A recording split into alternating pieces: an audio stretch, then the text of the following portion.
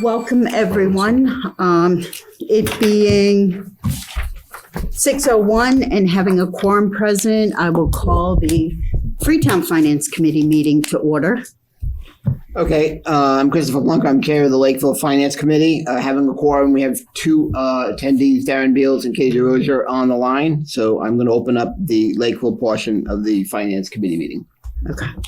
I would like to start Freetown. I sent out 2 meeting minutes. Are there any questions, comments on those 2? I'll make a motion to accept as written now. I'll second. All right. All in favor, roll call vote. Katie Kalita.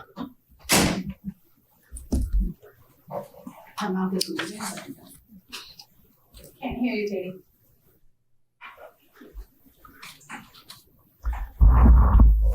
Yes, I just kept on my email and then I just it's worked out online. They have to call. She said she agrees in the chat. Her microphone is not working. Okay. Katie says yay. Emily Ann. Aye. Bob Alderson. Aye. Margaret French, aye. Minutes pass. A point of order. Yes.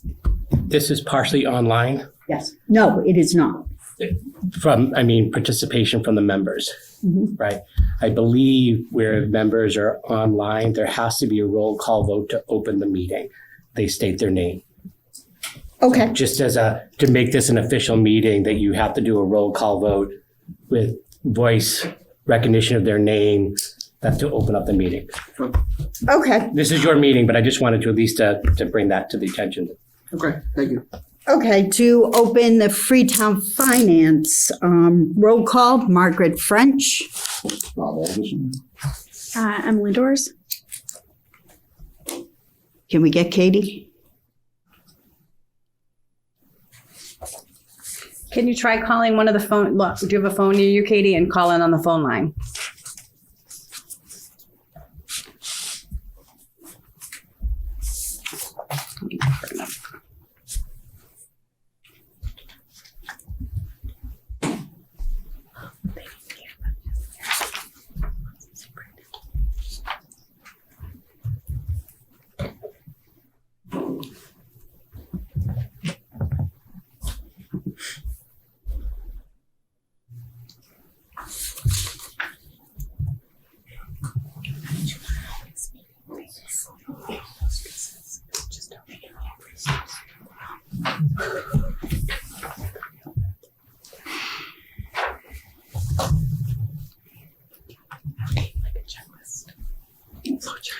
So while Katie's trying to do that, why don't, Chris, you do the Lakeville?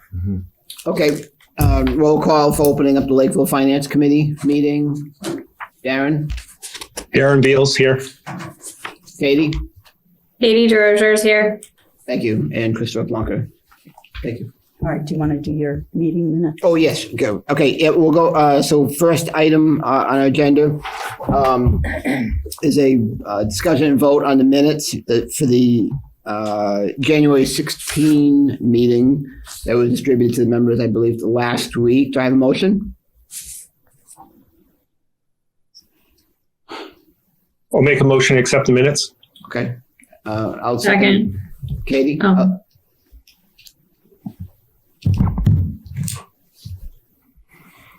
I'll second the motion. Darren?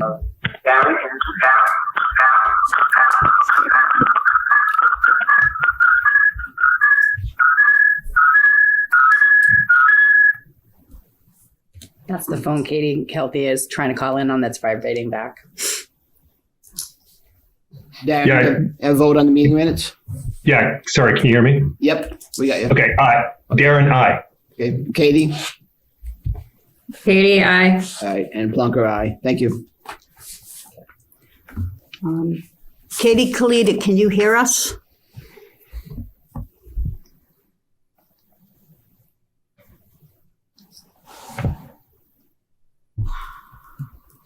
There was 3 ayes from Freetown, so that meets a quorum, right? So I think you can proceed without Katie. No, my quorum is 4. Yeah, we need her. Yeah. Freetown's quorum is 4.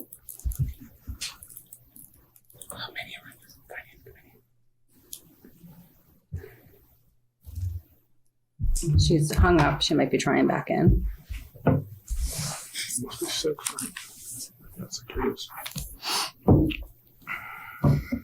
Can I have her gonna say do you wanna Zoom and call- call her on my phone? I was going to say just have her call and I'll put it by the thing.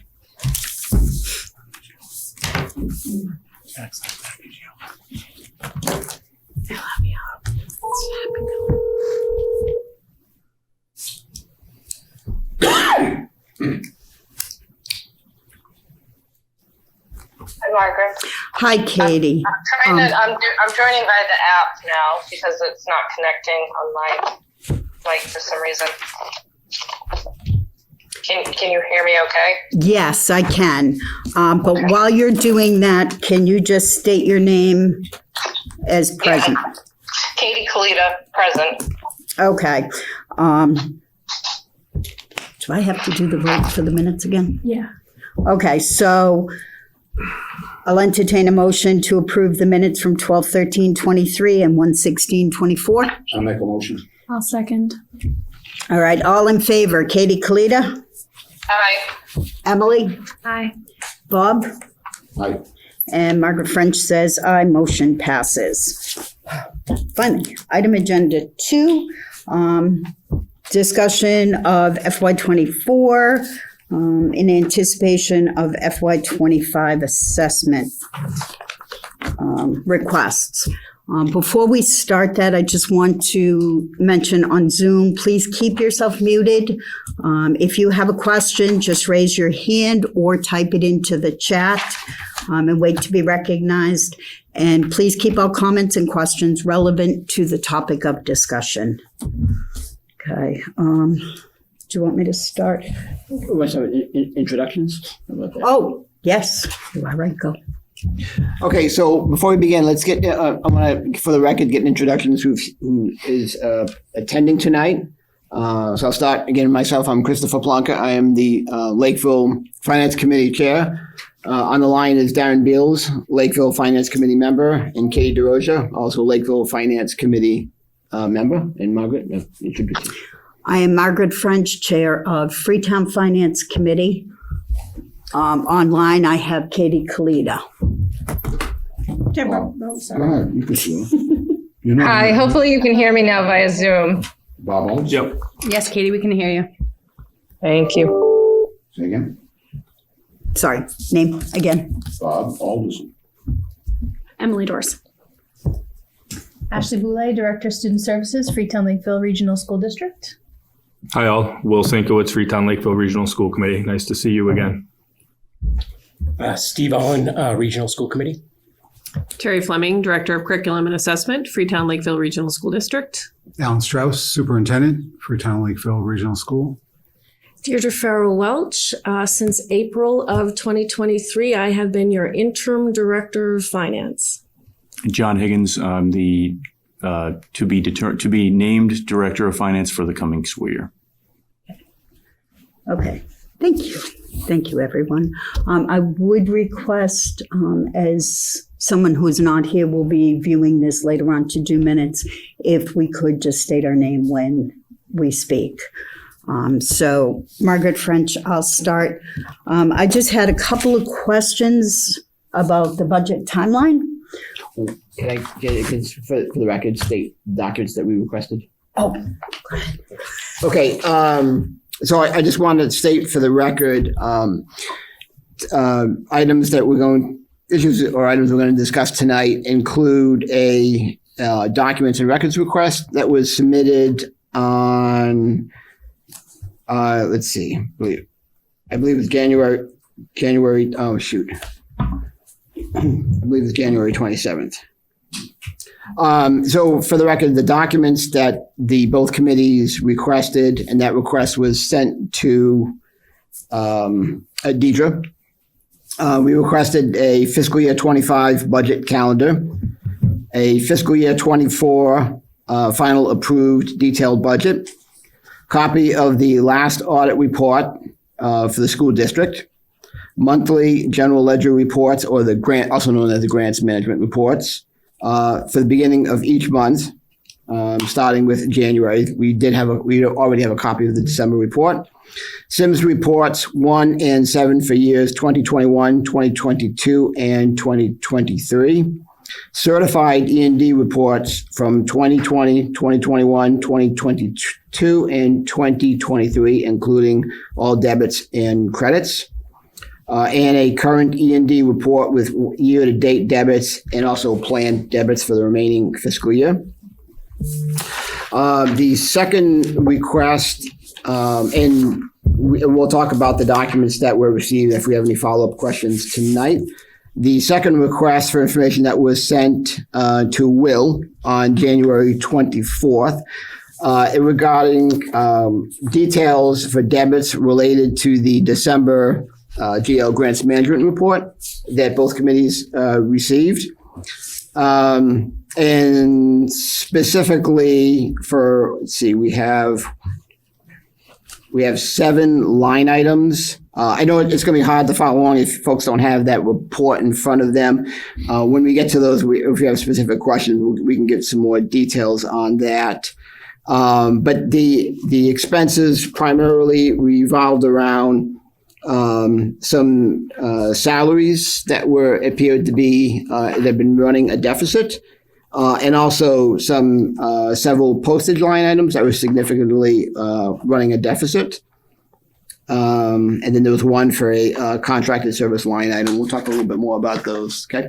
So that request was sent on January 24th with the expectation that the school committee and the district staff could address those questions tonight. So we've not received a response on that because, again, the expectation was we would discuss those tonight. Okay.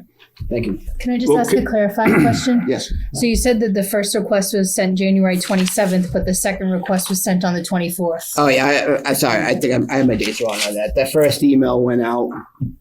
I don't have the exact date. I could look it up, Chris, but I can respond to the expectation as far as the second request goes. That wasn't the expectation that I responded to you. So I did send that off to the school committee. The leadership team. The second. Yes, sir. Yep, they have it. And the feedback from them was that they were going to need some time to put this together. My email back to you stated specifically that it might be better to have this meeting with the leadership team here to be able to discuss those line items, because maybe at the end of it, when we all get up and walk out of the room, it might not be needed anymore. Okay. Yep. Okay. Thank you. Yep. Thank you. Okay. I'll get that exact date. I'll pull up that email. Yeah, I mean, the dates aren't important. I think we've been pretty good with sending informational requests and getting them back in a timely manner. So that's great. Yep. And I'm sure that will continue. And for the record, you did respond by our requested deadlines. So thank you. Yep. Okay. Okay. All right. So back to budget timeline before we delve into FY24. On the timeline, there was a regional finance committee meeting scheduled for tonight, which obviously is not happening. I was just wondering when that would be rescheduled for, or if you have chosen a date yet. We have not chosen a date yet. Okay. But you'll get that date out to us as soon as possible? Yes. Yep. Okay, thank you. I also saw on the schedule that you've got on April 24th is when the school committee is going to be voting on the FY25 budget. However, the state timeline says we have to have it by March 31st. The towns have to have it.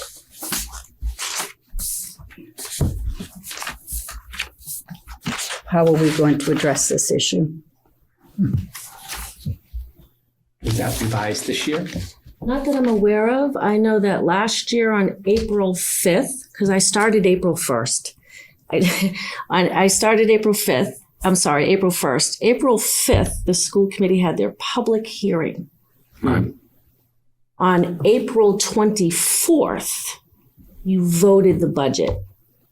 I don't know if subsequent to that period of time, something's shifted in state law that would require us to change to March 31st. We certainly can take a look at that. Okay, This it's, calendar, sorry. no, you finish, Deidre, I'm sorry. No, that the school committee calendar had been published for the year and we backed into the budget calendar based on last year. So Yeah. it kind of mirrors the exact timetable from last year. So I wasn't aware of any change, if you will. Yeah, Margaret. That's a significant change. That's a 30-day change. Yeah, apparently last year it was not legal either. This is a DESI report dated 2010 that tells us what the timeline is. Margaret, I think historically being on the school committee for about 14, 15 years now, I think we've always historically voted it in April. So we can certainly look into it and get back to you. Could we have a copy of that document so that we could make sure that we're answering the source information for you? That would be very helpful to me. I will forward you Wonderful. the link on the DESI website. Thank you. Okay. And my last thing about the next year budget, while we're just talking about this, when and in what form will we be getting the budget books? Yep, so I can speak to that. The first presentation to the school committee is next week, Wednesday. That's when the budget binders will be going out. And I'm sure Deirdre will be going on her merry way and dropping them off at each town hall for the town officials and doing that. So the school committee will be seeing the draft budget for the very first time next week, Wednesday. You guys are more than happy to come. Okay. And we'll be getting the binders again this year? Yep. Okay, Absolutely. perfect. Thank you. Next week, the towns get the binders? Well, we're meeting, or it probably won't be. School committee first and then. Yes, sir. Okay. Yep. So I on would say- Thursday, February 15th, the day after the school committee is presented with their binders for the very first time at the school committee meeting, the very next day, I will drive the budget binders. We have 22 that we're making. I will drive those to both town halls the very next morning. Okay. Thank you. You're welcome. Okay. Did you want to do something? You want to talk about the documents? Sure.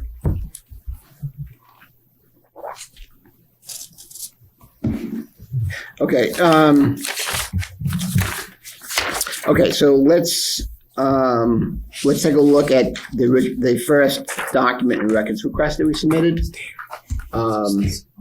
Budget calendar, we received that. We have no questions on that. The FY 24 final detailed budget, Deirdre, you gave us that grants management report. The only request is if that could be sent again, but can you sort it by, similar to the December report, it was grouped by I schools? think you liked this version better than that version. Yes, I think So that, yes, I sent you this version Tuesday morning. for the January. You received this one on February 1st, which would have been January's activity.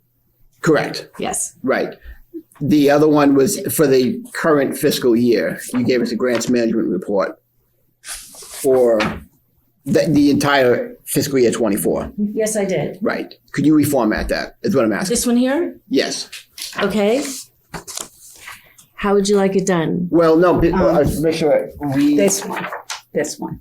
This one. You want this one reformatted? Because Yes. it's the same thing. Yes. Okay, which way would you like it? Horizontal. Yeah. Okay. Grouped So, by department and school. so this is how you got it yesterday morning. That was for, But that wasn't, Okay, I will send one out tomorrow morning in the same format dated tomorrow morning. okay, It will be up to date as of January's activity and the last few days okay. okay. in this But format. is that what you're Just a looking point of for? clarification. Did you not get this email from yesterday morning? So We did. I did, yes. That shows the current year spending. 24. Right. What we were looking for which is, but what I'm looking for is for the as of the end of the last, 23. yes. Great, exactly like this. Yes, Fine, thank wonderful. I will send that out tomorrow morning. Thank Good. you. Thank you. You're Well, welcome. Are you looking for 23 or are we looking for what was voted? Oh, I'm sorry.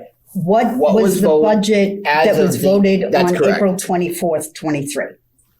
You have it right here. So the first column is the voted budget, and the remaining columns are all the activity, expenses, We can encumbrances, interpret that then. year to date. Okay. Yeah, I see what you're saying. Okay. We can interpret that from just a regular year-to-date report. Okay. But I can give you the same exact report for the last Yeah. fiscal year too. But yes, please. In the same exact format. Please. And quite honestly, that's how we're doing our budgets. I've got 2 fiscal years. We're getting our budget books together. And so that column that says 23 activity, I'm keying from this report. The budget that says 24, I'm keying from the 24 report. So all of those columns will have this exact activity when you get your budget book. So we're also trying to squeeze in an additional column if I can fit it. So you'll have 22, 23 activity, 24 budget, 25 budget, percentage increase. I'm sorry, amount increase and percentage increase. Oh, that'd be perfect. And I'm doing them in different colors because I can't see. Yeah, that's So right. in larger paper. Okay. So that's the effort in your budget books, that you will see all of those columns with all of that activity, and it will look just like this but bigger. Okay. Perfect. Perfect. Thank you. Yeah, that's perfect. Thank you. Appreciate the effort. Thank you. Okay, where did we go?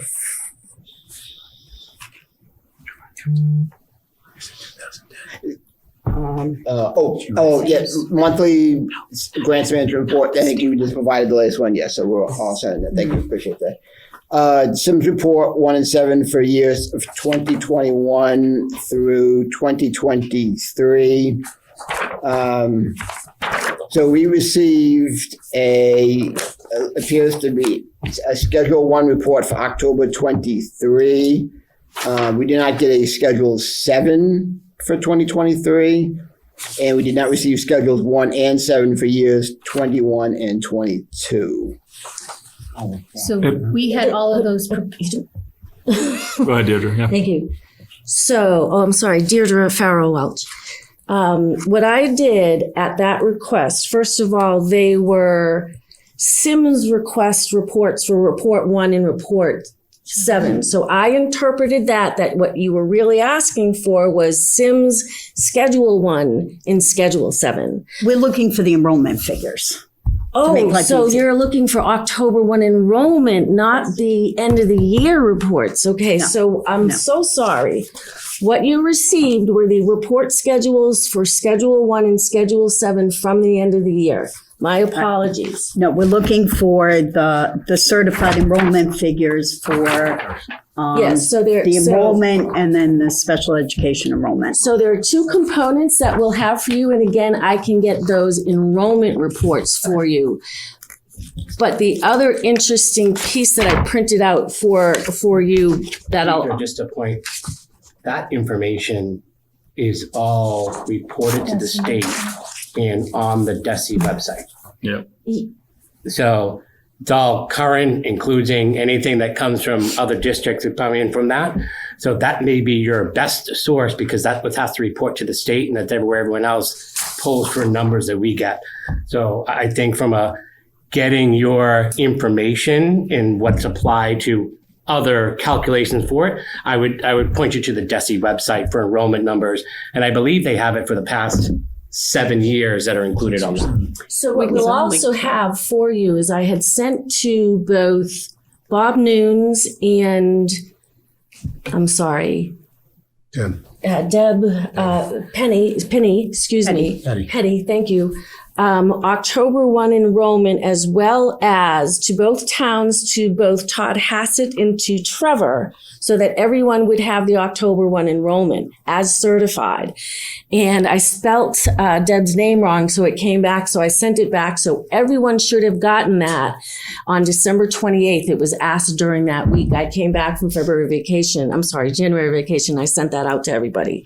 Additionally, just today, the way your Occ 1 enrollment works, if you've heard me at the school committee, that's my favorite day of the fiscal year, because that sets so many funding formulas, not just in the regional agreement, your Chapter 70, your net school spending, your Chapter 71, all of the funding that you're entitled to is based on the accuracy accuracy of these numbers.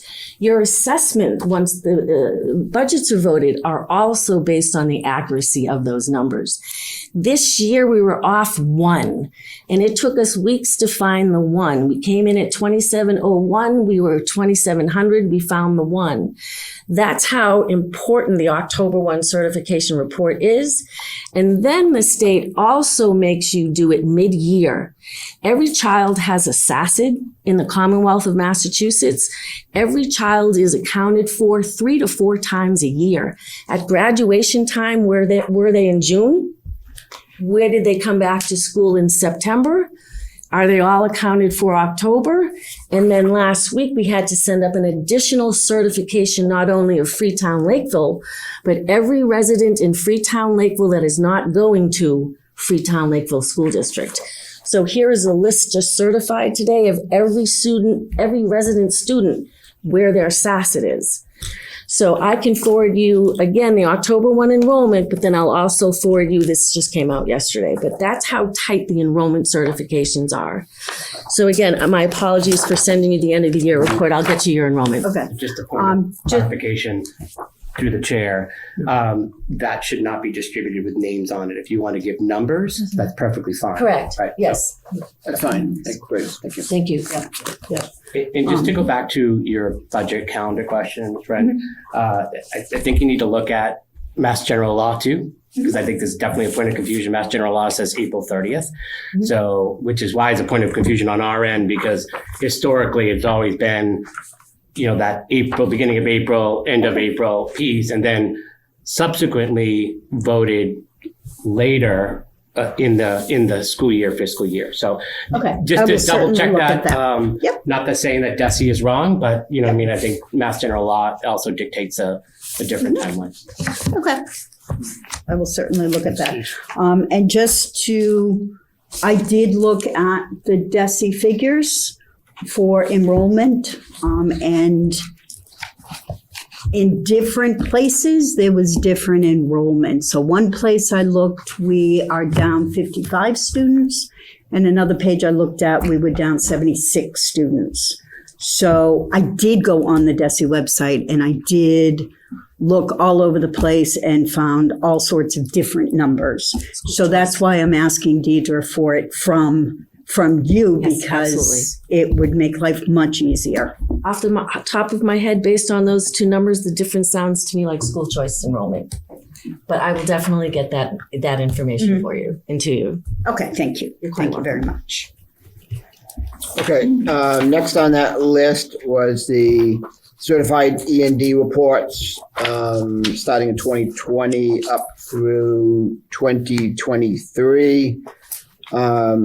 So we were looking for, again, certified reports. It appears the information we received was not certified. We did get E&D end of year balances for fiscal year 15 to fiscal year 23. And fiscal year 21, fiscal year 22 reports. Couldn't really determine, what expenses had been funded from those E&D accounts. So again, we were looking for details on what was pulled from the E&D accounts, details on what they were funding. So let me tell you what's been provided to you. This was the slide in the last budget books. Every year you get this slide. It's updated. This information is from the certified report that you get from DLS. It's on their website. The certification page is right here. The information came from that. This is in a folder called Certified E&D, and that's where I grabbed it from. I did not go through every single file looking for the piece of paper with the stamp on it. This was all in a file called Certified Excess and Deficiency. It's been public document provided to the community for years, which is why I thought it was a good source to be exactly the same source that's out there. Here is the last year's, FY23 certified 1.54. That resulted in a check that we had to return to each town. The backup documentation that I provided to you was the audit report that's provided to the Department of Labor Services, wrong department. They use this report to certify each year. And so we take this report, send it to them. They certify it based on what they do, and then we add it to the slide. In my cover memo to you with respect to this question in this slide, as I indicated, the funding last year voted by the school committee was to fund $95,600 odd for security efforts for vestibules. And the $176,000 was to fund the operating budget. You see that in the assessment area, your assessment sheet area, operating budget funded. That is as I said in my memo to you, that is the only identified to my office of expenses for excess and deficiency at this time. The current fiscal year. For the off of the last certified number. Correct. I couldn't tell you, quite frankly, what occurred in these fiscal years, except for this one here when it went down to 80. There's been a lot of conversation about that, but the funding component, I would not be able to, I'd have to do a little more digging, which I'm happy to do, but I am unaware of what's been voted over the years, except for the last year that I've been involved. Yeah, several years ago, I think remember that there was a tact to offset the operations budget with E&D. The current makeup of the school committee put a stop to that because it's not fiscally responsible, it's not sustainable, what have you, which is kind of where we got into having an E&D number of only $80,000 to that. Outside of, if any, the number of funding out of E&D, I'd say over the last 5 years is probably zero, but we'd have to go back to the certification piece to that just to confirm it. But that's where it was prior to the 80. You will see a number of offsets to the operational budget, and you should see that on your assessment sheets for those years, right? But I think since 2000, my eye chart is FY18. I think you probably wouldn't see any expenditures out of E&D, in particular to the operation piece, right? We did choose one-time funds this past year for the security, the vestibule project for that, but that'll come out of the certification sheets in there. But this number comes from those certifications. Okay. And I'm sure it was a mistake, but at the regional FinCom meeting, you had said the $176,000 was for bus, but that was used for operating funds. Do you know specifically what it was used for? So again, your assessment sheet says operating, $176,000 and some change. During the budget season, there was discussion about technology. There was probably out of excess and deficiency $176,000. I started April 1st. April 5th, I'm handed a budget with $495,000 deficit. Additionally, we want the bus back. So we kind of said, wait a second. Your funding of 176 is to the operating budget as a whole. As a whole. You got to figure out now with the $495,000 deficit, a desire to have the bus back. If you can afford the 176 in technology, can you afford it all? So we've been very careful about that funding and making sure it can cover what we can afford it to cover in those three particular areas. So it was used for the Chromebooks as well as the bus? It was used for the Chromebooks as well, because the discussion last year was Chromebooks. The discussion last year was a one-time expense, probably out of excess and deficiency in the spring. Then you adopt a budget with that game plan Then you have a $495,000 deficit. Is it fiscally responsible to say, all right, we'll figure out how to handle that and we'll spend 176 on Chromebooks? No, it is not. To the school committee, slow this thing down. Let's figure out how to bridge the fiscal years. I talk a lot about bridging fiscal years. If you know you've got a deficit over there and you've got to end the fiscal year and start the next one, I'm not going to buy $176,000 worth of Chromebooks. Right. So my question is, it was used for that as well as the bus? It was Is that where the used to bus fund came from? operating. The bus, for example, was $96,342. The other deficit areas that we might need to cover, not only for the bus, could we buy $50,000 worth of computers? Let's buy $50,000 worth of computers. Was it 176? No, but again, probably, but that was the goal. Could we achieve the goal? We wanted to. No, we couldn't. There were too many other balls that came up fairly immediately. That was the lucky thing. It was fairly immediate these areas were known. So we took action. We adjusted our plan. Since your assessment sheet said E&D funding, it didn't list out specifically what it was for. So that funds your operating as a whole, 45 million less the revenue. But that was definitely a decision and a discussion at the time. And how are we going to bridge the fiscal years with the funding we have available, knowing what we're going into? Can I ask a question? Yeah. Deb Pettytown, Administrator, Freetown. So I hear what you're saying, and I understand that the 176 was appropriated to the operating budget, and I understand totally what you're saying. But I think sometimes where the confusion does lie is where we've said, in our minds, from what I was at those meetings, that 176 was for Chromebooks. So this year you may be coming back asking for money for IT because you need those Chromebooks and you weren't able to buy them because you had to use that money towards a deficit.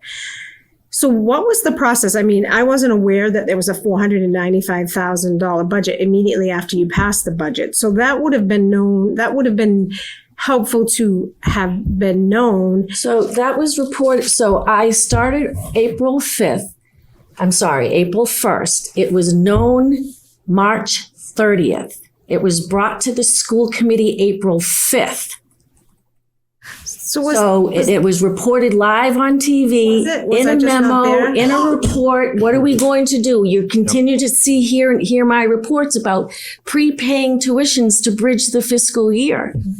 If you review some of the reports, and I can provide I'll provide you all my written reports to the school committee that have also addressed how do we bridge this fiscal year. We have a conundrum. Okay. How are we going to be responsible to bridge these fiscal years? It did go through the school committee. Yes. And get voted on. Yep. And that's the procedure. I'm just asking because I think sometimes there's the pieces that are missed, and then I didn't recall that. So of course, I'm going to be looking in this budget, and when the school asks for Chromebooks again, I'm going to say, we just funded Chromebooks. Right. So that's why I'm asking the question. Yeah, just that so makes I sense. understand where did I miss this information? That's a big piece of information. $500,000 is a lot of money. Sure is. And so you Yes, started I off recall, out of the gate even negative. on a Friday so, night, Ari Sky had called with respect to hearing about the $495,000 deficit. And I said, Ari, it's been presented to the school committee. The game plan about how to bridge the school deficit has been presented to the school committee. And I know it very well because I was like, I started April 1st. Is this, the April Fool's joke, $495,000. So it was an absolute necessity that I brought that to the school committee's attention. And it would be absolutely irresponsible of me not to. Just a couple of things. So one, if you go back and you'll see it was centered around special education funding, right? And I can speak that, especially around special education, it's a no-brainer. We have to figure that out. It's not like, hey, you didn't plan for it, you're not going to get this money for it, right? So that was a big issue. It was definitely multi-meetings for that. So I definitely encourage you to do that. And I think the reports you have clearly outlined it. Around the bus, there was a lot of piece, and I advocated for one less bus to see how creative we can get. Transportation is about a $2.2 million part of our budget, right? And unfortunately, in a regional district of our size, we have a large footprint, right? And our bus manager does a great job and we challenge them to come up with it. We've forced the hand a little bit by saying, you're only getting 23 buses.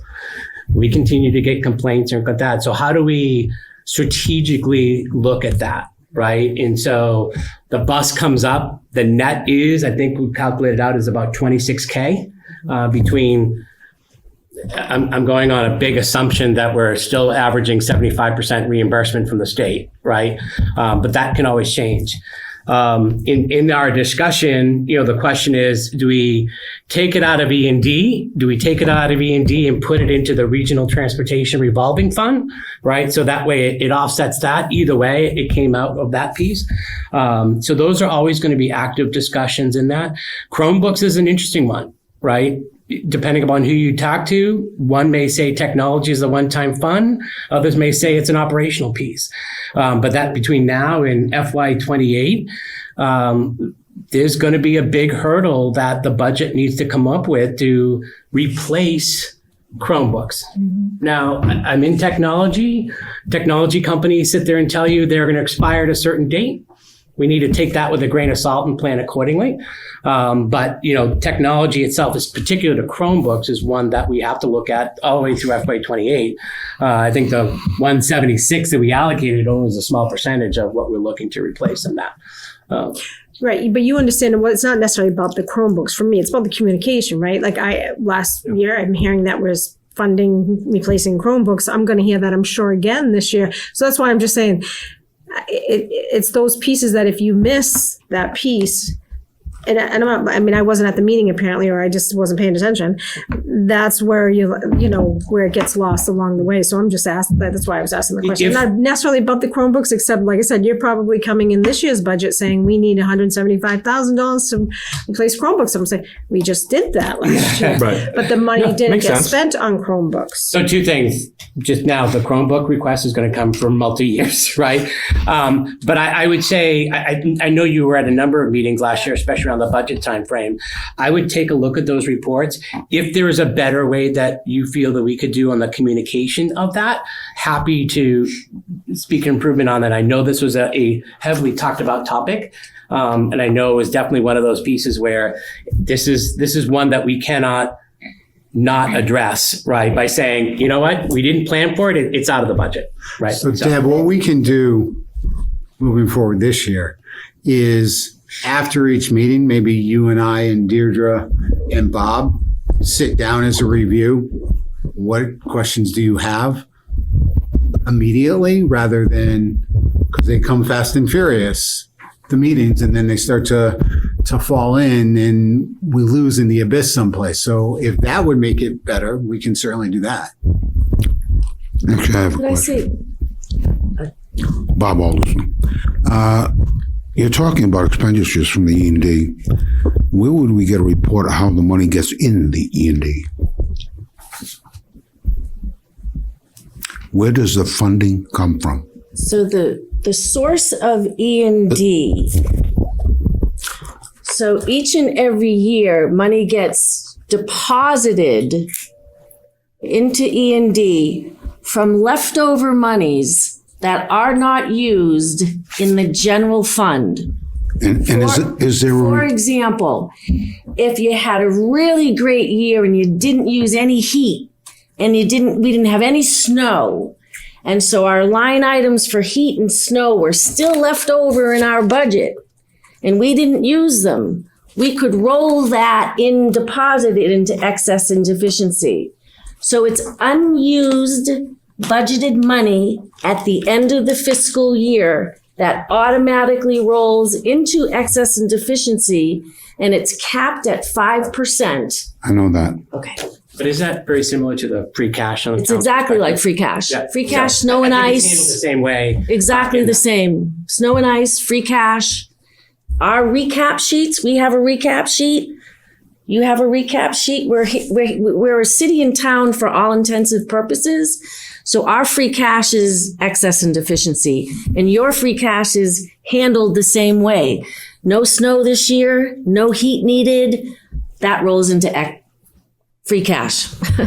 Knock on wood, we're not through the winter yet, Jerry. Not through the winter, no snow. So in the current year piece, right, so we talked about part of the E&D was the vestibule project. No offense in how I word this, but the superintendent was, we're going to get funding, it's going to get paid for, right? But we were coming up to a point where in order for this project to be done over the summer, we need to move quick on that. So in the way that the funding worked, we voted to use that, which quite frankly is a good use of one-time funds, but we knew that there was money coming in that would actually be replaced back into E&D for that based upon final approval on it. So eventually in the Plinko board, it did make it back to where we pulled it from. Is that correct? No. Okay. That's why you're here. So we did receive $75,000 from Senator Rogers for security, but it doesn't go, it's not allowed to go directly into E&D. Correct. Right.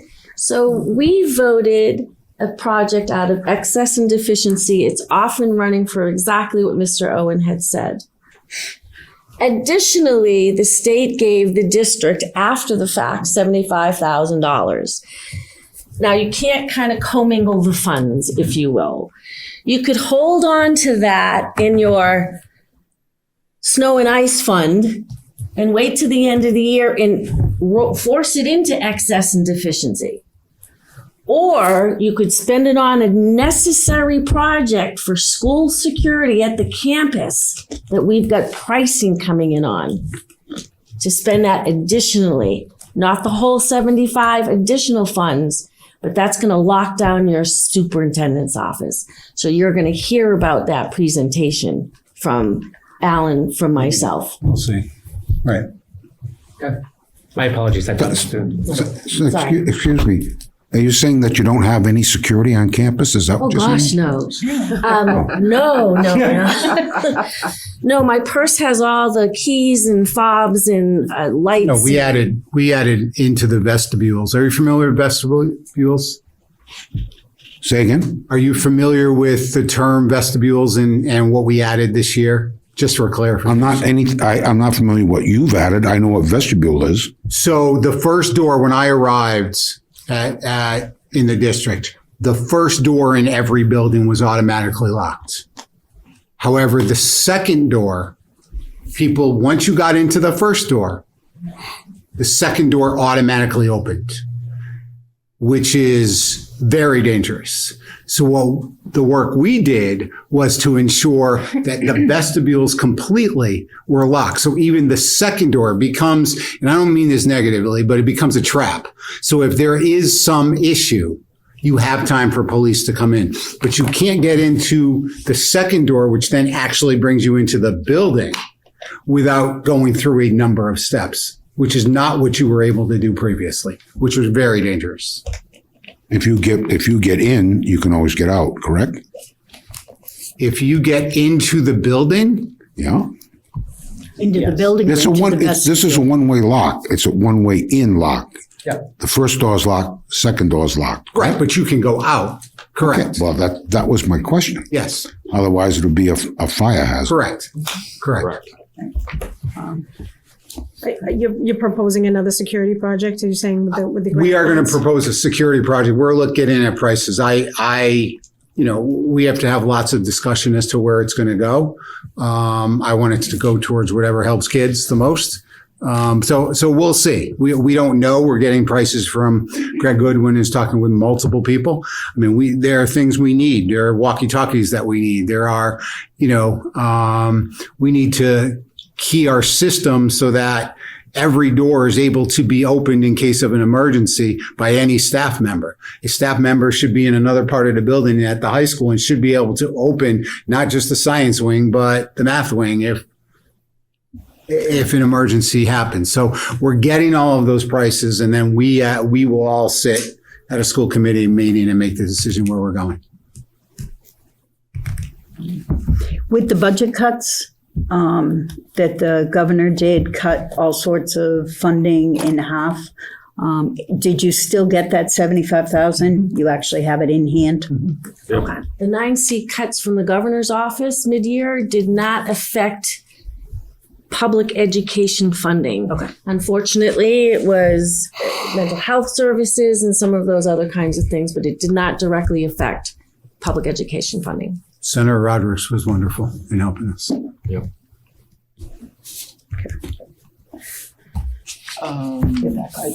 I think the only remaining, question is any planned expenditures coming out of the E&D for this current fiscal year. Not that I know. School committee.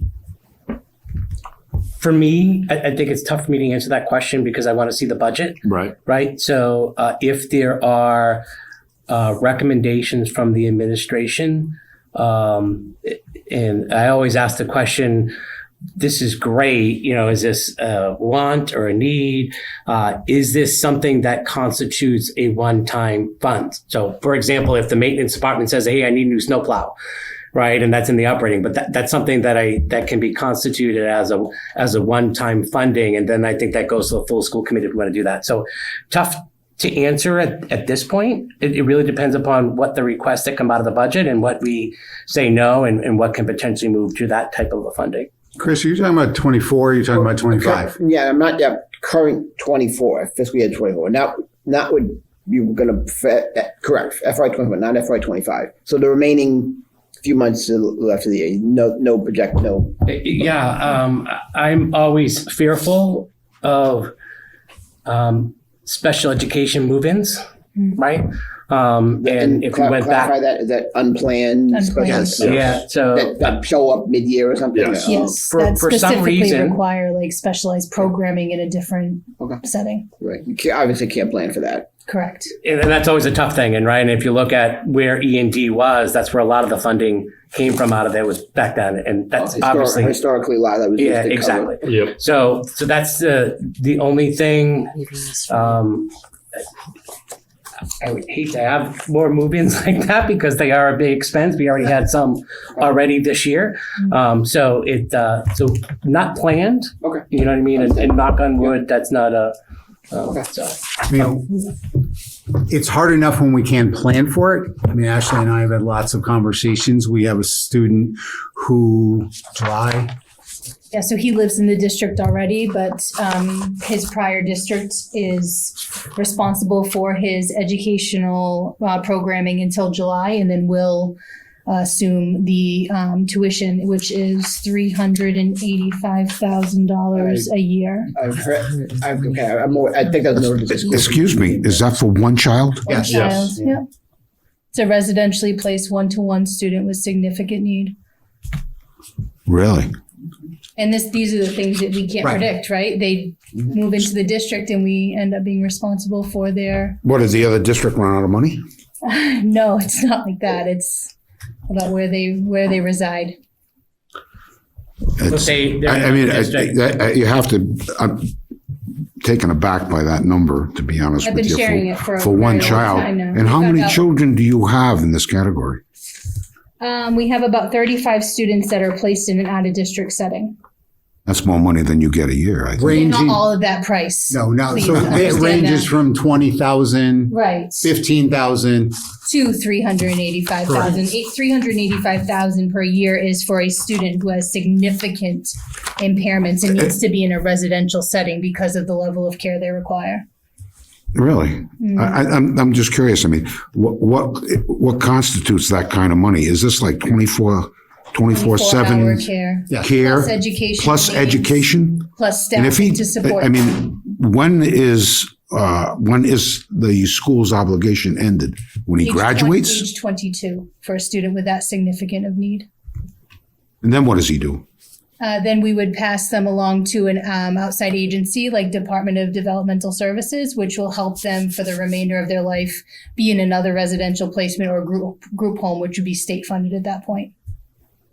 But public schools are responsible for students that have significant need until age 22. Yeah. Can I pick up on that for just a second? I'm sorry, Alan. Just one quick. Of course. So if we have 3 students move in October who have significant needs and they will never step foot in our building, we are responsible until they are 22. Yeah. And we can't ask to change placement. We can't ask for any of that. Yeah. And that's So why. I'm just curious. It just seems to be illogical to me. Has anybody thought about approaching our elected officials to see if the state or the feds could get involved with this? So I think what I from a funding standpoint, this is a finance committee. Let me give you some sort of fiscal aspect to this. There's circuit breaker is a state legislative funding that provides school districts with 75% reimbursement for high cost students that are in these kinds of programs. So for example, this youngster is moving in the district. We didn't budget for it, but somebody else did. Yeah. So they're fiscally responsible for the whole year.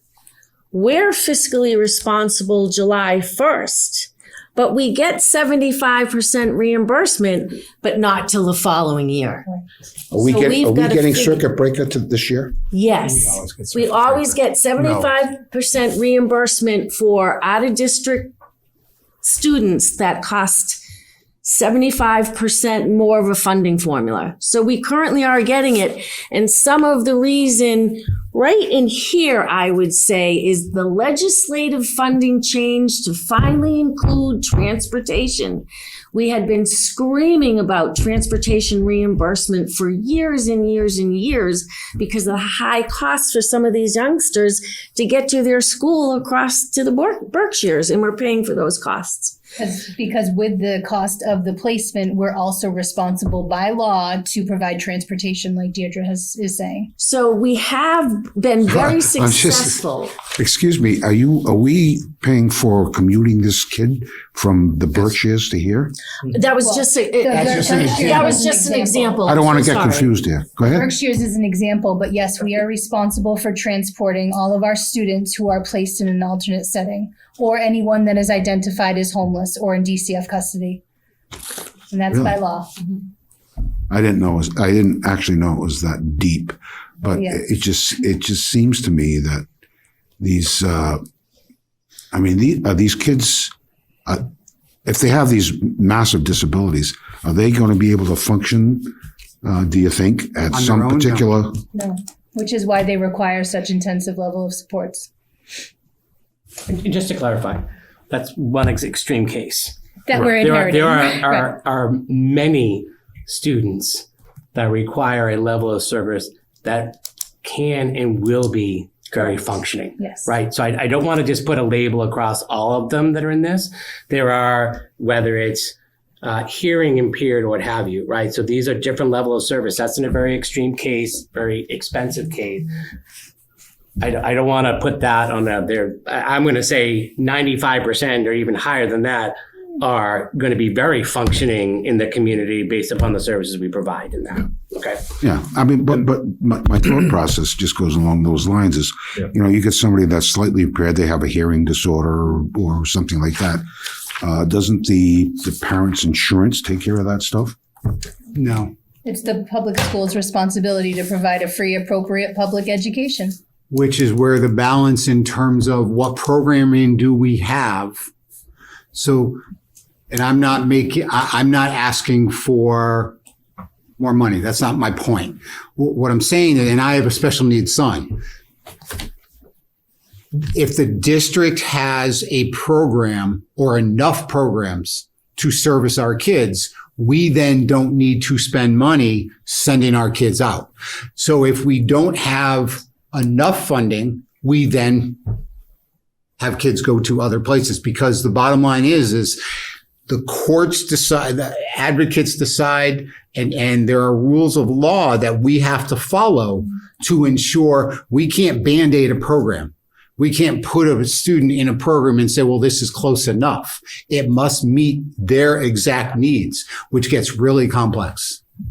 And Bob, the district's actually gotten pretty creative too with renting out space at Freetown Elementary School for these programming to come in.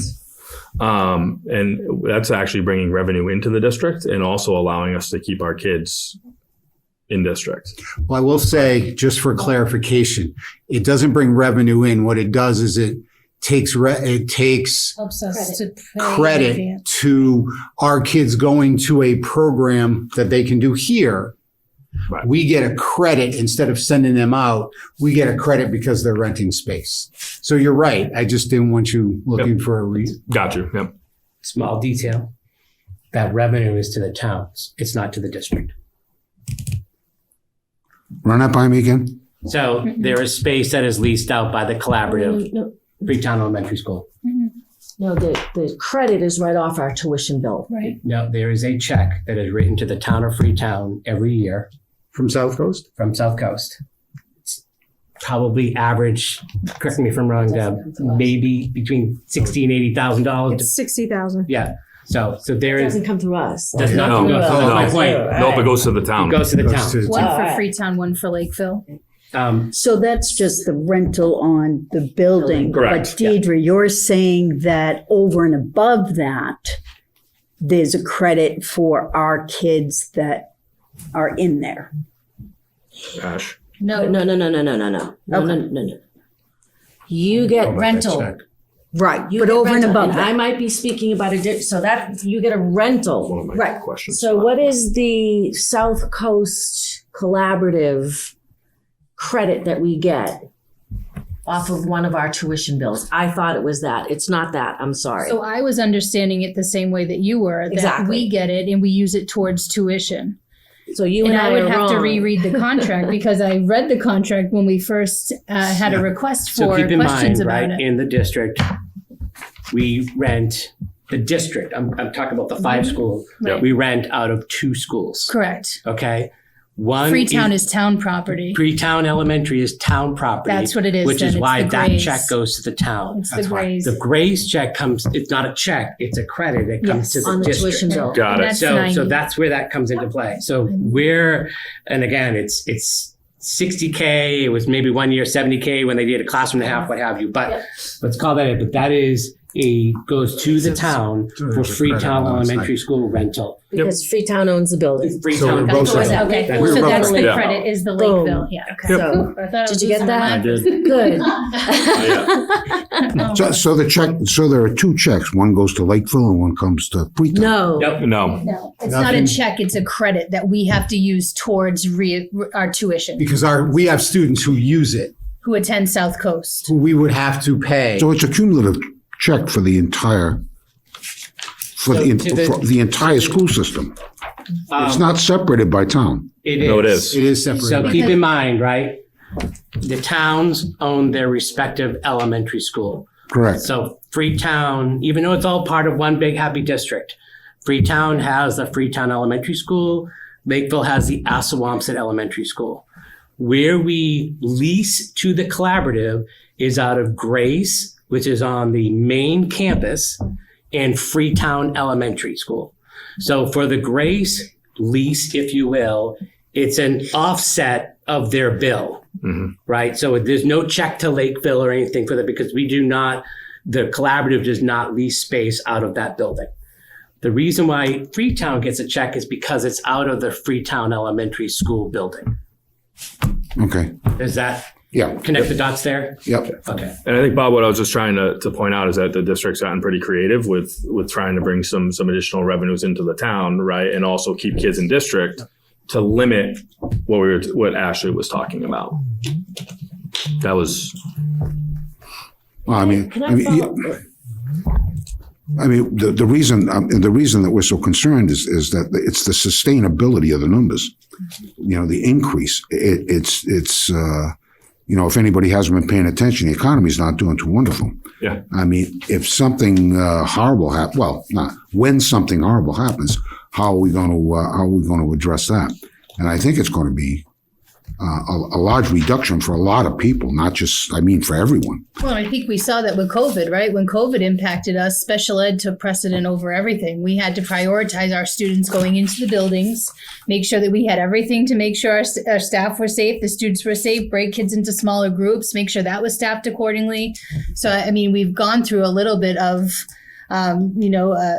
a crash, if you will, where we had to make sure that we had funding and staff to support. So I do understand where you're going, but I think that, we have to just be aware of what our needs are and how we're going to meet those. Yeah. Well, again, like I said, it's in my opinion, it's unsustainable. We just cannot keep up with the increases. And it's not just, I'm not speaking just myself personally. I'm people that I talk to, and especially senior citizens, people on fixed incomes are getting pounded. And it's getting ugly out there. And I think that this is going to be a tipping point, and it's coming fairly soon, I think. Probably before the next election, if there's a next election. So we'll see about that. I guess we better do a lot of praying then. Everybody's already praying, I think. And Bob, if you had other questions about special ed in particular, I welcome you to reach out to me, and I'd be happy to explain anything that you might have about the programming or students or their needs or anything like that. I'll definitely call. We'll set up a time we can spend 10 or 20 hours together. He's not kidding. Can I make just two kind of reference points? First of all, I don't want you to think we didn't buy Chromebooks last year. I will get you the number of Chromebooks that we did purchase for students last year and kids.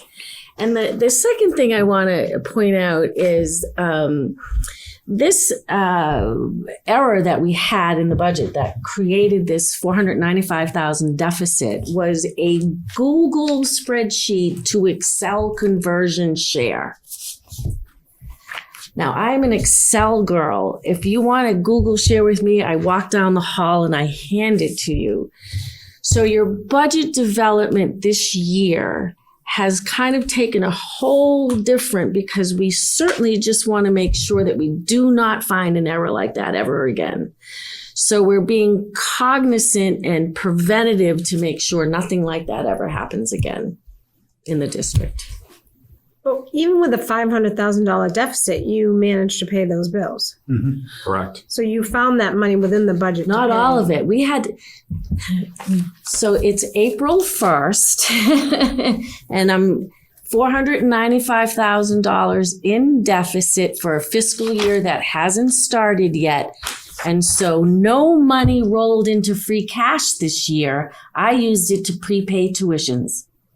And legally by law, I was allowed to do that. So that's how I presented in April and in May, reporting out at every school committee meeting what we were doing, how we were doing it, and our auditors were following us all the way. Because one thing I said to the school committee, I will be your interim, but you better audit the heck out of everything I do and everything I'm thinking. And that has been very, very important to me. So we are looking forward to not making those kinds of errors again, but being strategic to be able to sustain the bridging. That was our responsibility and my responsibility to the school committee. And they were kept abreast, as was the superintendent, every single day along the way. But it says a lot. I don't know that if the town had to come up with $500,000, I could do it within the existing budget. I don't know that I could do that. I'm going to tell you most emphatically, I'd have to go to town meeting and ask for money to come out of some other fund. So the fact that you had $500,000 to do that with, to cover that deficit, says something about the state of the budget last year, right? So I would answer that by saying, again, we did not pay the $495,000 bill in total. We did not have enough money to prepay $500,000 at the end of the fiscal year. We only had approximately $300,000. Where that money came from was leftover operating monies that would have flowed into excess and deficiency or your free cash. But instead, the fiscal responsibility that the school committee asked me to perform was to bridge the fiscal years. And I understand that. And there was a project last year for the master plan, right? That's $250,000. $200,000. That was $200,000. That was funded out of monies not spent for unfunded positions, if I remember correctly, from the janitorial staff. that didn't get funded throughout the year. So there was extra money and they spent the $200,000 on that. No, I have my notes from Carol Lee that talked about the funding sources of the master planning being either one of 2 or 3 areas. A, you have $105,000 left in foundation reserve. I said to the school committee, do not use that for master planning. You are at your Chapter 70 Foundation Reserve funding limit. You will not get increases any longer in your Chapter 70. If you have money that's called Foundation Reserve, use it for your Chapter 70. Don't use that for master planning. That matches. So where did we have school choice? And this is a conversation I had with Kara. Where are we taking these funds? What's this fund for? What's this fund for? And the only place that we had to go, if we couldn't use end of the year money, which we couldn't because we had a prepay deficit, is school choice. Master planning is coming out of school choice funds. Okay. But it's coming at you in different ways. You have to be fiscal. You have to move. It's fluid. Your end of the year revenues come in on June 30th, as you know. You've got to be able to be fluid to navigate the end of the fiscal year by bridging your fiscal years and communicating your strategies with the school committee. And I can tell you, at least from the day I started, that's what I've been doing. I report to the school committee through its superintendent.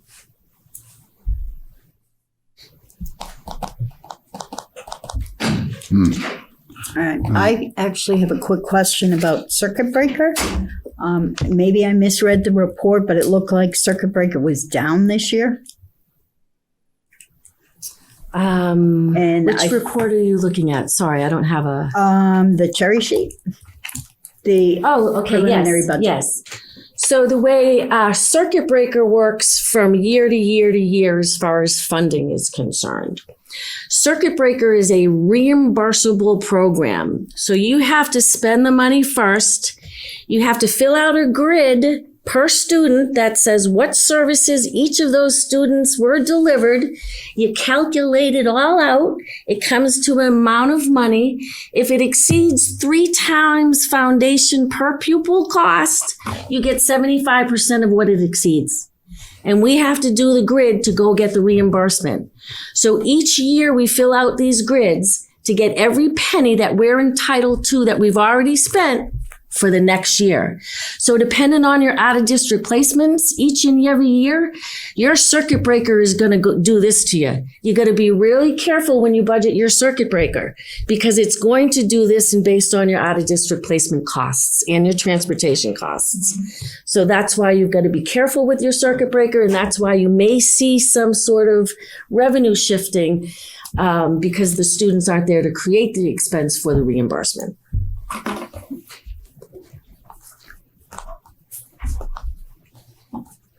All right. Is there anybody on Zoom that has any questions or? No? Okay. I don't want to forget that they're there. All right, Chris. You want to talk about the December questions?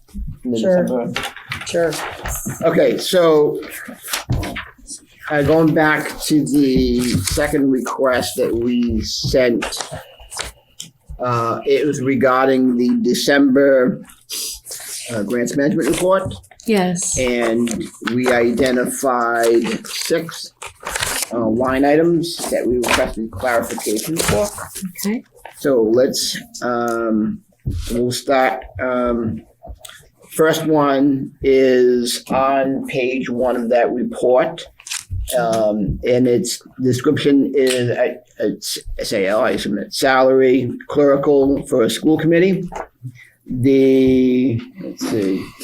The line item was budgeted for $5,000, and year to date, it's $11,500. So do you have that line? You know what I'm looking for? With an encumbrance of 17.5. Don't forget that. 22. Yeah. Oh, I was looking at February's. Yeah, the 22K encumbrance. So let me. He's looking at that one. If you could clarify that, please. Of course. Yep. The school committee has voted 2 one-time stipends due to the fact that the district is in transition. As you know, I am part-time. I started April 1st. I am part-time. Jack has been in a practicum, which is really a boot camp that I've been running. Because I'm part-time and because of other shifts in the office, the school committee was presented with a transition plan.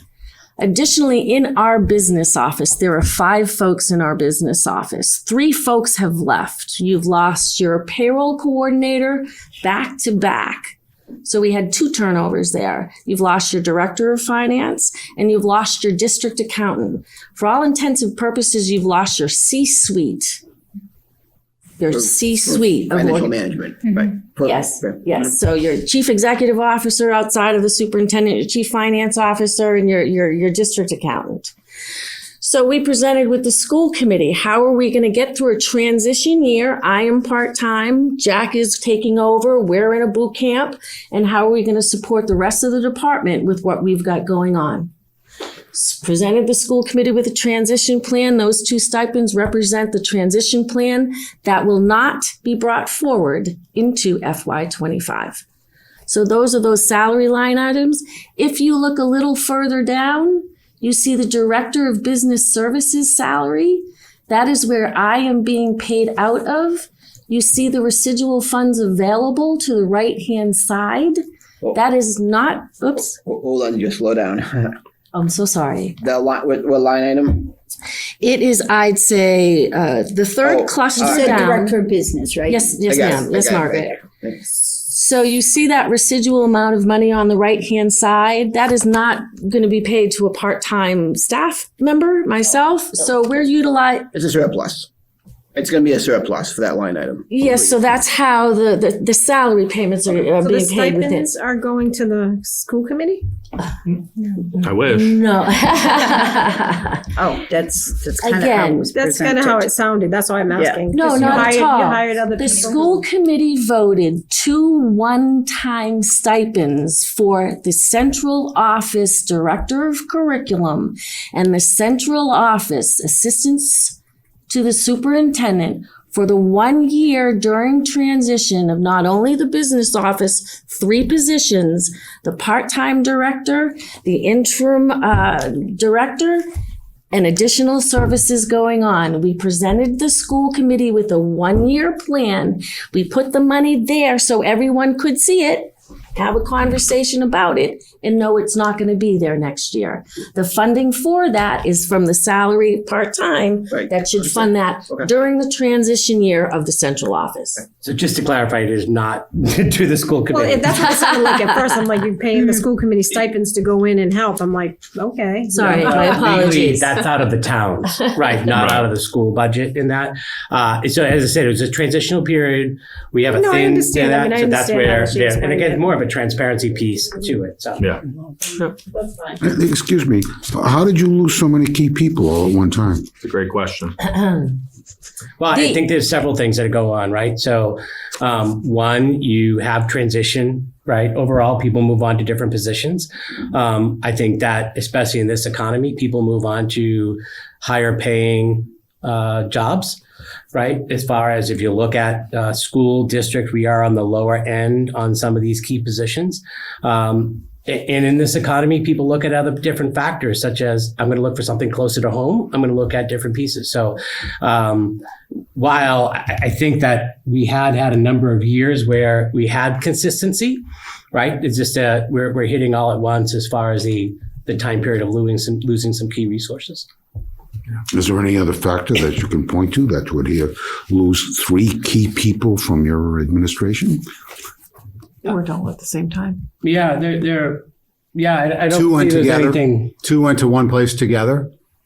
And 1 was not comfortable in the job. And it's personnel, so we really can't discuss personnel. Okay. Okay, thank you. So let's move on to the next line item.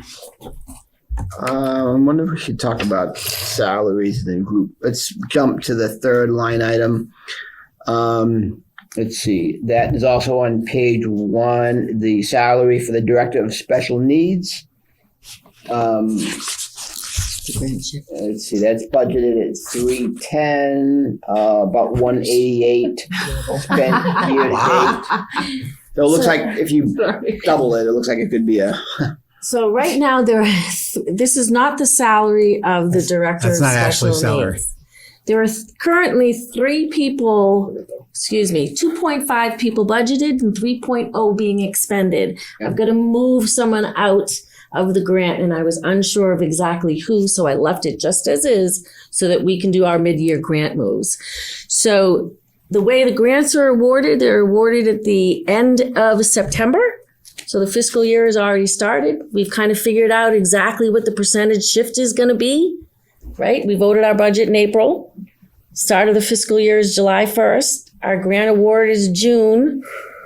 Now we know the percentage shift. So we move things around, but we wait until the end of the second quarter to kind of make a mid-year move, figure out what else is going on depending on how you're managing your general ledger, and make those shifts all at once. That's how I like to do it. And it manages it very organized all at once. And they're typically doing it on December vacation. To clarify, you have a grant that's going to fund that overage. Correct. Bottom line. Yes, it's going to be moved. The overage will be moved, and the employee will now start to be charged the remaining of the school year, his or her salary. Shortfall. Correct. So you won't see that. Right. And then next year when you budget, you're going to budget for 3 FTEs instead of the overage. Yeah. Okay. And hopefully the grants are coming in with more, and we can cover more of the percentage. The more we can shift general fund salaries to our entitlement grants is what we try to do. The grants are a short-term solution. Yep. Entitlement grants. Yeah. So we are entitled. You are entitled. You are entitled to federal money out of the United States Department of Education. It all is filtered through the Mass Department of Ed. You get federal monies for what's called 94-142, which is special education funding out of the Americans with Disabilities Act. We get funding for that under what's called IDEA, Americans with Disability Act. That's federal money. We get federal money for early childhood and preschool because that is where we believe preschool monies and funds need to happen for our preschool kids. So we get federal money for preschool as well. Additionally, we talked about a few grants that we get from the Commonwealth, Circuit Breaker, Regional Transportation, Chapter 70. Additionally, because of our October 1 enrollments and all of our demographics that we're reporting to the state, we're entitled to what's called title funds. Title I for reading. We've always gotten Title I funds. It used to be $11,000 or $12,000. Now that's starting to be serious money coming into all of our districts.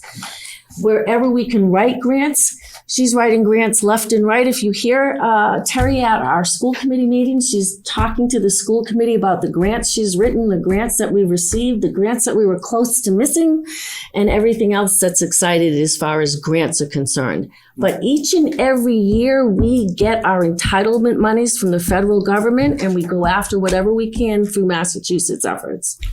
Now, in the budget books, you should see the offsets because it for a while ago, there was a little bit misleading that you would look at a line item and all of a sudden there would be a jump increase in that. And that typically was a loss of a grant or what have you.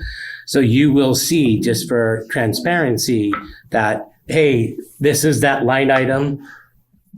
Part of this is offset by this grant in there. So you'll see that. So that way, we always question the grants, not you doing the grant, but just more of the fact of, is this, to your question, a short-term grant that we shouldn't be paying for, right? So it's something we always look at, but the entitlement grants are something that we don't bake everything in from a standpoint of utilizing it, because we always want to make sure we're not losing what we're or banking on for that. And there's specific rules and specific, if you're entitled to it, you're entitled for it because of a reason, and the expenses have to match the reason you were entitled to the funding.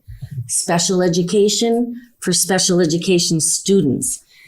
Early childhood for early childhood students. I couldn't buy an athletic director or a high school student or a bus or a van. They're targeted money because you're entitled to them, but they must be spent for entitlement funds. And they don't go away. That's federal. They will never go away. Terry Fleming, I just want to add just a layer to that whole grant conversation, because the competitive grants, we're seeing the tightening of the belt at the state level.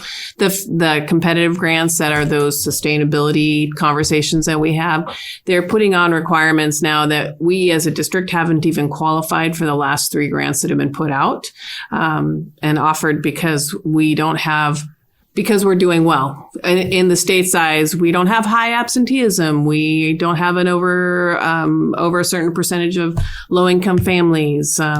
So the calculations that they're using for some of the competitive grants have gotten really strict this year, and it is getting harder. There's also talk about Title II and IV, which is one of those that we would consider an entitlement grant, about those going away, and that would be a loss of funds for our district in the grant area. Okay, thank you, Terry. So, but you just made a good point. The entitlement grants sound like a little easier to get versus a competitive grant.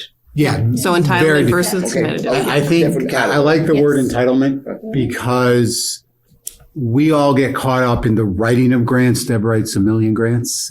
We just met and we were talking about that. Terry writes a million grants. Those are not what we're talking about. It's entitlement funds is what it really is, based upon a series of criteria. But it is by federal law. So just like circuit breaker can never go away. Schools would crumble if we didn't have circuit breaker. We talk about a lack of sustainability. They would completely go under.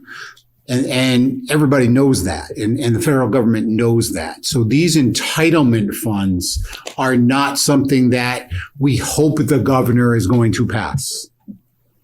So that's never changed. The other thing with the entitlement piece, they're based on census. So it's really important you do your census. So not that I'm advocating, but that's how your entitlement funds get generated for your communities. Through the census, through the reporting that we're doing on the students that we're educating in our program. So, I actually only have one question. The Director of Special Needs, what is the salary? Can I say what my salary is? Yes, I don't know what it is. I'm sorry, I don't know what it is. $118,000. Say again? $118,000. Okay. Sorry, this is Darren Beals. Can I just clarify something on the entitlement grants? Even though it's entitled, you still have to apply for them, right? It just doesn't automatically happen. So I think you call it an entitlement, but it's really something you still have to apply for. Not necessarily. Ashley Boulay, I can jump in. So we do have to go into a grants management system and allocate all of our funds in what we will be using it for under certain criterias. It does get approved, Terry Fleming. It does get approved. It does have a process, a workbook, several steps, and it goes back and forth between this Department of Education and ourselves because they're financially responsible for accounting for us doing what we're supposed to at the school level. To the feds.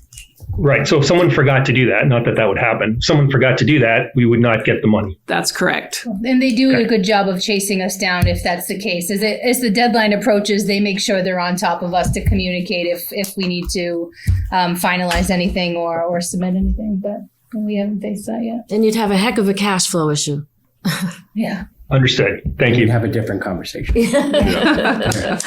Actually, getting back to the special needs director, his salary is 118. You got That's me. Hi. That's her. say again? I'm the director of special ed. Congratulations. I'm a female. Salary is 118. You got 310,000. That's 292, and you have 2 other people involved here, so that's 146 apiece. Am I correct? 3 other people. Oh, 3. Okay, 3 other people.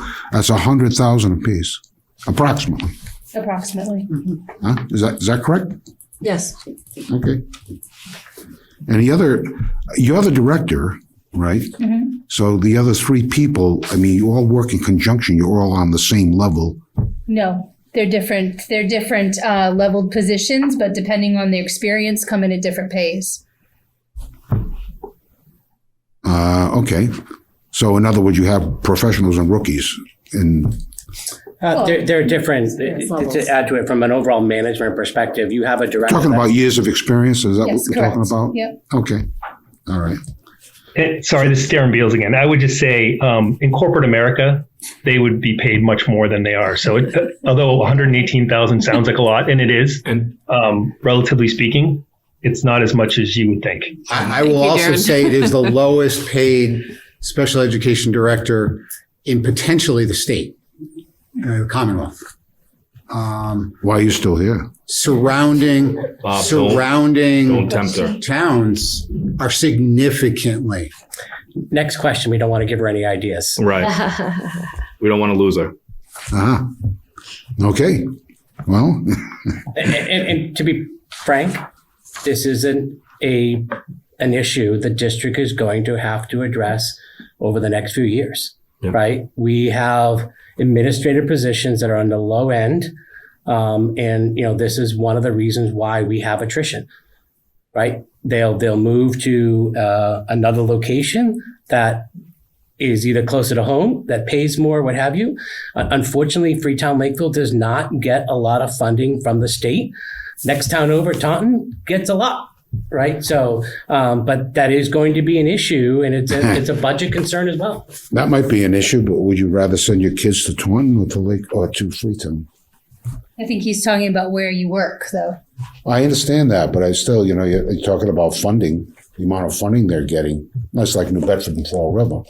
I mean, when you start looking at the numbers from New Bedford, Fall River, and compare them to cities like Taunton, I mean, it's oranges and apples as far as I'm concerned. And wholeheartedly agree. They're getting moving. things that we can't get. Yep. Just because of their size and because of their the diversity in those cities, and we're not getting that. And for some reason, Freetown Lakeville is a popular district to move into, especially when it comes to special education. I don't know why, and not to say that the department doesn't deserve credit; they do their job well. But that, having a $385,000 move in. Let me ask you a hypothetical question. Suppose we had 10 children that were in the same disability category as the child that's commanding $300,000. We had 10 more move into town. What would that do to the budget? It would bankrupt the school. Am I correct? It's an ongoing concern. Yes. So there's also something called extraordinary relief. Mm-hmm. So in that particular example, if that did happen, the first phone call is to a guy by the name of Jay Sullivan at the Office of Finance and said, I need an application for extraordinary relief. The state legislature puts away $3 to $5 million for this kind of a scenario. You have to apply for it. But in that kind of scenario, we would absolutely apply for it. And are we going to get, is that a percentage, 70% back? It would follow the same funding formula, but in that particular case, depending on how many districts in the Commonwealth apply for the same pot of money, they prorate it based on the applications that are worthy. So So again, what's the threshold for, what is the threshold we're talking about here? 20,000, 50,000, 100,000. I mean, is there a? It's Three Towns Foundation. I will get the exact number for you, but I believe it's about $45,000 to $50,000. Do you remember the grid? I know, Jen. Yeah. Okay. Sorry. Thanks. Hi. I will get the number for you, but the formula works that you have to exceed 3 times a foundation cost. And if that foundation cost is approximately $50,000 and that particular student at $300,000, we have to exceed 50. So we only get reimbursed 75% of $250,000. We don't get reimbursed on the foundation. Right. It has to be above foundation, and then we only get 75%. And it's not cumulative for all the special education children that you have. Right, no, and it's specific to our high needs students. So that's going to ebb and flow every single year, depending on, like right now we're working on circuit breaker and it's not looking as promising as previous years because the students that we currently have right now are not at a significant level of need as opposed to previous years and what we've had. So Have that'll we been be able to- problematic when we go for budgeting, that we're going to be budgeting lower because the reimbursement is lower, but the cost was low, but that was the previous fiscal year. So you're ebbing and flowing, and I can't speak highly enough about bridging your fiscal years because of this kind of ebb and flow in move-ins in strategies, fiscal strategies. And if I can, I don't want Steve's comment to get lost either. The school committee is we had a long period in this district, Bob, where we had an administrative team that stayed for a long time, right? And unfortunately, we had some transitions. School committee is super excited about the team that we've been able to put together, and we want to keep them together a long time. Nothing is more detrimental to a school than transitions, right? Whether it's teachers, administrators, superintendents. So we are going to have to figure out how to try to level that playing field a little at a time where we can, so that we can retain our people. But I didn't want that comment to get lost. And it's, I appreciate it. But, Yeah, no, I appreciate we're it. not just talking about schools, it's anything. No, absolutely. Life is like that. I mean, it's 100%. just the way it is. 100%. Okay, let's keep moving. So we have one more salary that's on page 4 for the admin technical professional. Budgeted 183. Year to date is running about 105 with a covenants of 103. Page 4. That is another percentage offset for a technician's salary that's funded through some of the insurance funds as they work in. There's a insurance fee that the kids, high school students that choose to have their Chromebook, they pay a fee.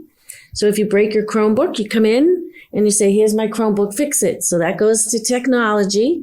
Technology goes to the back of the room, figures out how to fix it with all the parts and this, that, and the other thing. If they have to order parts, that's where those funds come from. But we also offset some of his salary in that regard. Since he's the one working in the back of the room, we offset the salary with that fee. So we'll have to make another adjustment, there in the same respect to the other salary. Moving the grants mid-year is basically what we're doing. Because the cost to send out Chromebooks is astronomical.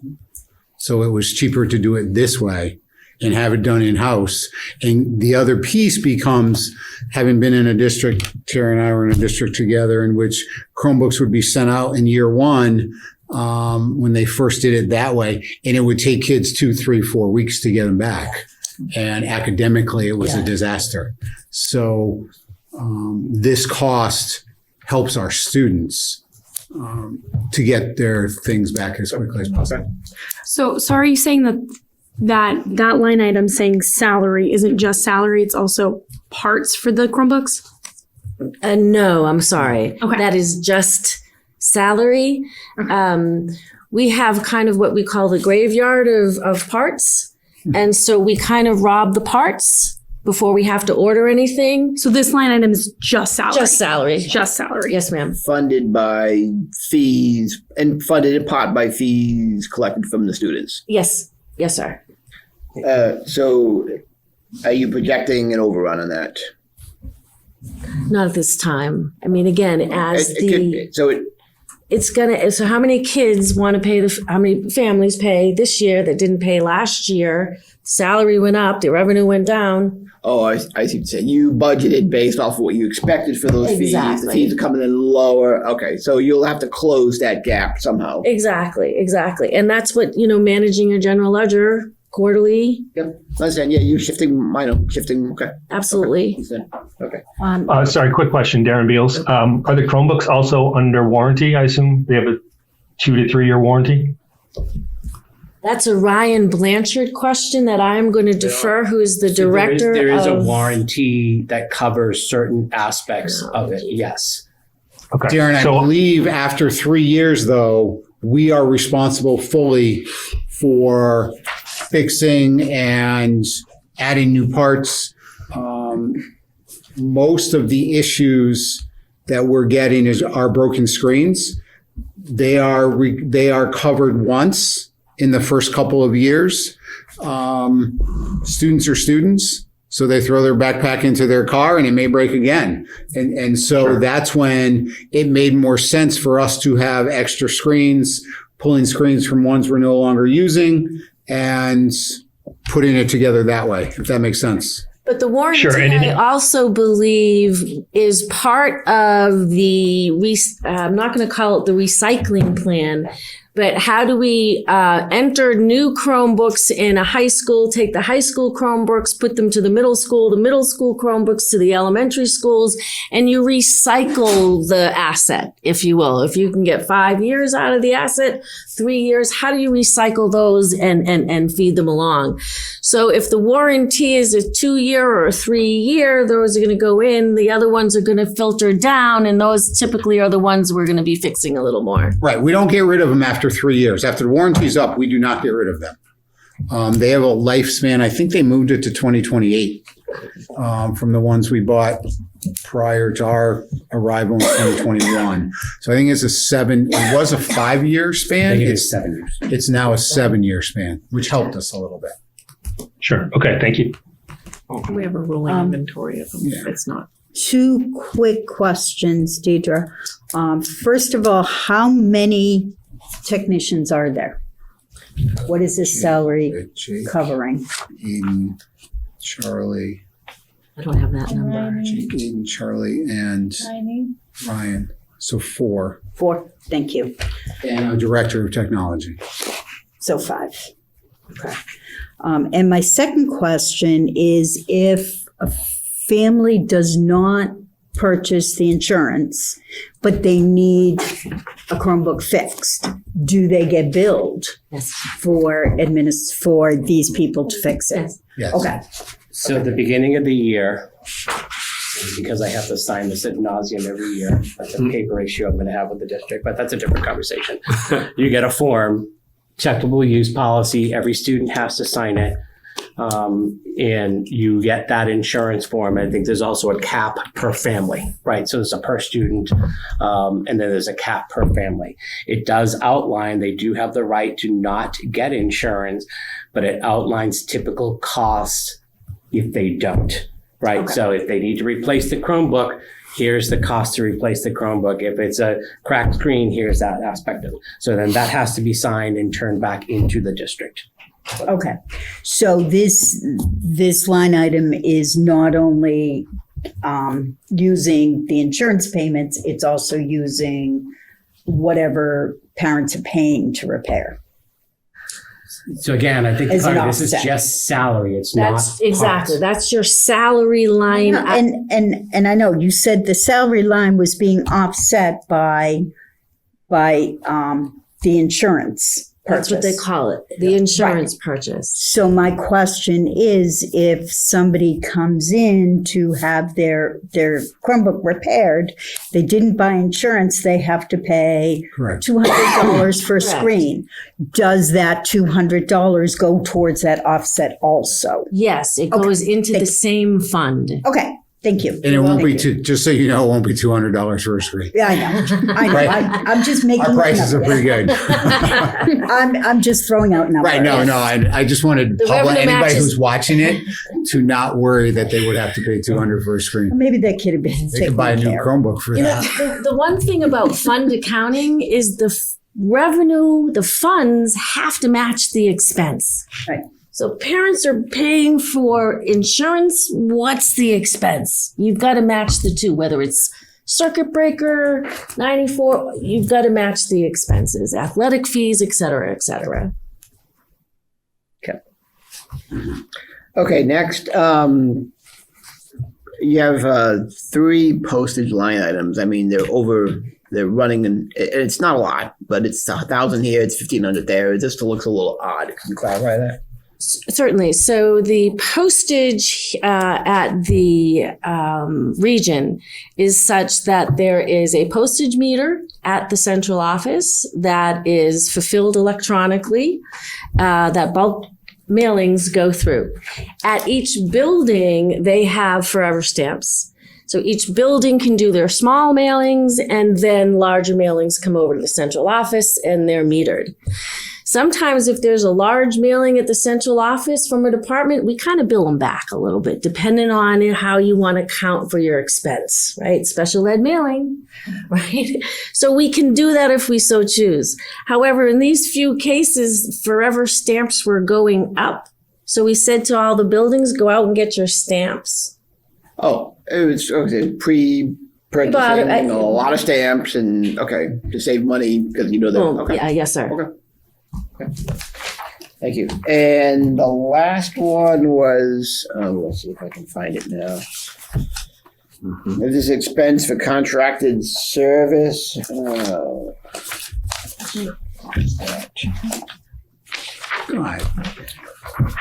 Special education contracted services. That's it. Is that, I had it and I lost it. It's actually on page 1.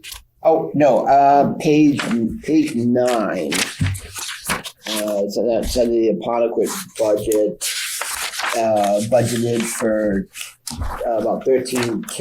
It's running at about $41K. I can't see a thing. Page 9. Page 9. That's A breakdown of the budget by school. Thank you, Jack. Oh, gotcha. So this is in the maintenance of building department.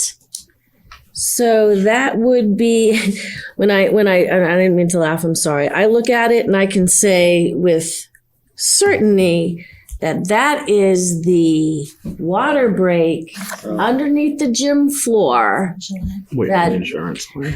cost that to clean it up through ServPro. Okay. That was a massive water break underneath the gym floor. Okay. From a water heater It was that we did not know about. No one knew about. Really? It had been put in there, I think, long before either of you were even serving.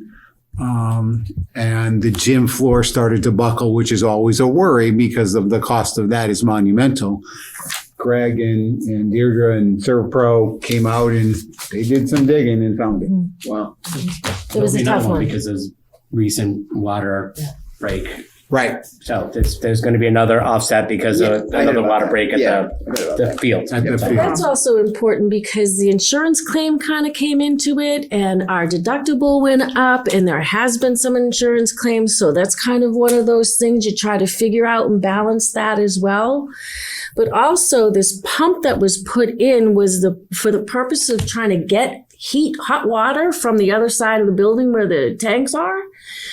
And this is when there was a wood shop area or something in the superintendent's office. So 30 odd years ago, someone puts this pump in there and doesn't update the as-bills.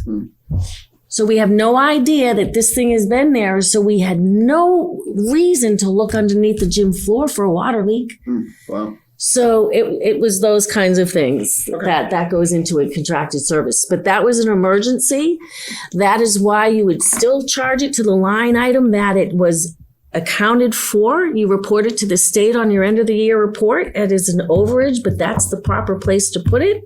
And then when you do your budgeting for maintenance of grounds, you do a 5-year budgeting. You see something that's really high and you say, I'm going to throw that out on my average because we're never going to go through that again.